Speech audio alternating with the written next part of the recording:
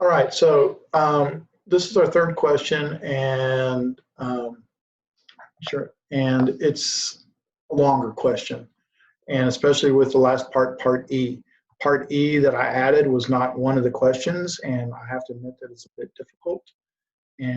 But I think it'll help you out for problem number 4. I think you're going to be in great shape when we get to problem 4. So we have a spinner, and they're raising money for a charity. It costs you $2 to spin the spinner. There's a 60% chance, or 6 out of 10 times, it'll land on 0, in which case the charity would get $2, collect $2. There's a 30% chance, because it happens 3 times, that it lands on 1, in which case you pay $2, you're getting $1, the charity's netting $1. And there's a 1 in 10 chance that you win $10, in which case you pay $2, you got 10, and the charity is losing a net of $8. You did not have to show that. That was not required to show. All right, that was not necessary to show. So, but and matter of fact, if you just sat there and go 60%, 30%, 10%, part A was correct. Now, they combined part A and part B together. So those together formed 1 point. And you needed to show your work on this. So this is 2 times 0.6, 1 times 0.3, and then -8 times 0.1. I'll be really honest with you. I just put it into the calculator, and I'm going to remind you how to do this, because in case you have a longer set. Let's see if I can get that on the screen. There we go.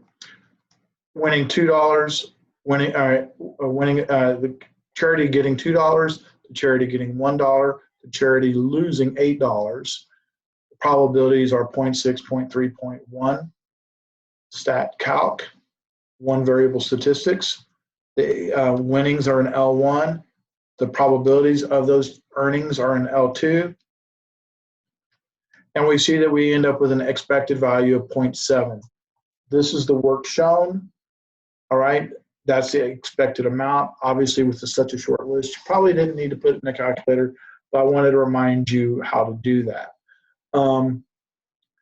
While we're here, I want to make a note, because this will help us out for part E.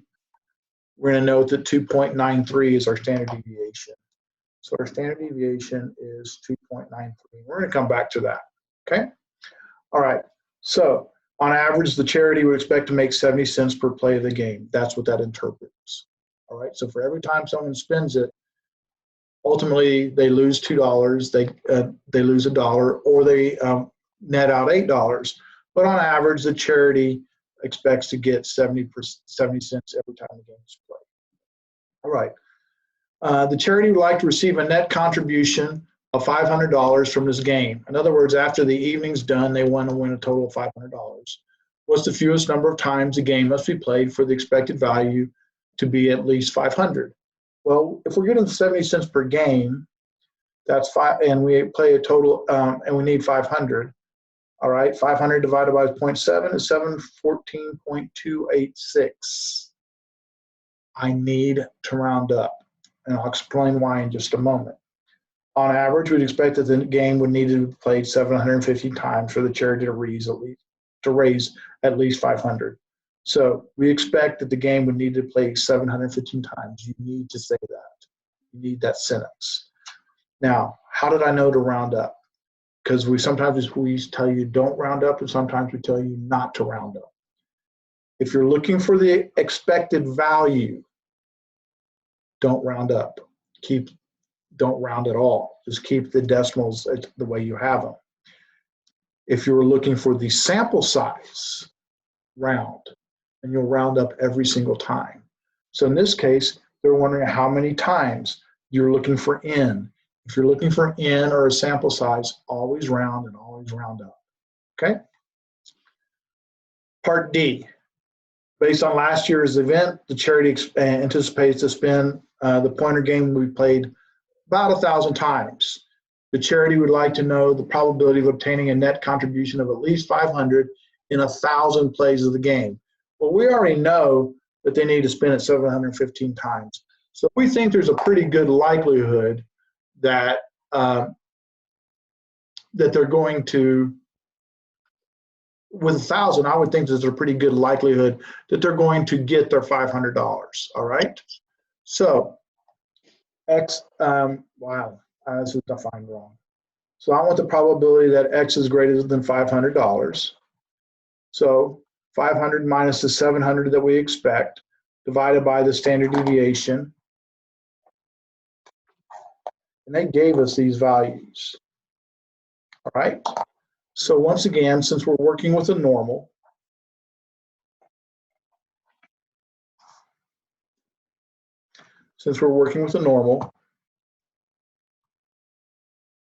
stats test, z-test, my mean in this case is 700. My standard deviation is 92.79. X is 500.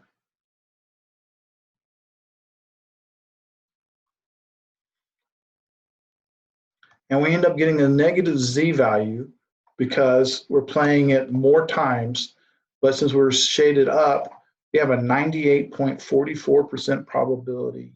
So we have a very, very, very, very, very high probability of them getting the $500 that they actually need if the game is played that many times. Here's what this would look like on a chart, on a graph. We, based on them playing it 1,000 times, where the mean is 700. So we're expecting 700. What's the probability that our average is, our X is at least 500? So the probability, and that should have been an X, not an X bar. Probability that we have at, gosh, I did it again. The probability that X is at least 500 will look like that because it's below, and this value that we just calculated is the 0.9844. All right, moving on to the part that I think is the most difficult.